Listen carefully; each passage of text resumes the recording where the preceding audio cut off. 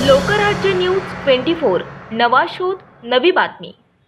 विजयस्तंभाला अभिवादन करण्यासाठी आलेल्या अनुयायांच्या गर्दीचा गैरफायदा चोरट्यांनी घेतला असून बसमध्ये चढताना नागरिकांच्या गळ्यातील दागिने लंपास करण्याच्या 3 घटना समोर आल्या आहेत। बसमध्ये चढत असताना नागरिकांचे सोन्याचे दागिने चोरणाऱ्या 7 जणांना लोणीकंद पोलिसांनी अटक केली आहे। पेरणे येथील विजयस्तंभास अभिवादन करण्यासाठी लाखो अनुयायी पेरणे गाव येथे आले होते।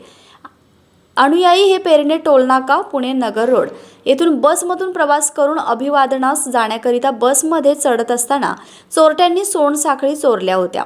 त्यातील चोरी करणाऱ्यांना नागरिकांच्या मदतीने पोलिसांनी सोमवारी दिनांक 1 जानेवारी रोजी अटक केली आहे। पोलिसांनी नागरिकांचे दागिने चोरणाऱ्या अरुणा किशन गायकवाड वय 40 राहणार नुराणी गल्ली जामखेड, ऋषिकेश बंडू जाधव वय 22 राहणार गांधीनगर, अनिल उत्तम पवार वय 22 राहणार नवगण राजुरी, सचिन श्रीमंत गुंजाळ वय 35 राहणार खडकी देवळा, सर्जेराव गायकवाड वय 34 राहणार नाळवंडी नाका, शंकर सर्जेराव गायकवाड वय 34 राहणार नाळवंडी नाका, मिलिंद वसंत शिंदे वय 20 राहणार शताब्दी नगर, नितेश रमेशराव बोधणकर वय 34 अमरावती अशी अटक केलेल्या आरोपींची नावे आहेत। अटक केलेल्या आरोपींना न्यायालयात हजर केले असता महिला आरोपी अरुणा गायकवाड हिला मॅजिस्ट्रेट कस्टडी मंजूर केली आहे, तर उर्वरित आरोपींना 5 जानेवारीपर्यंत पोलीस कस्टडी रिमांड मंजूर केली आहे।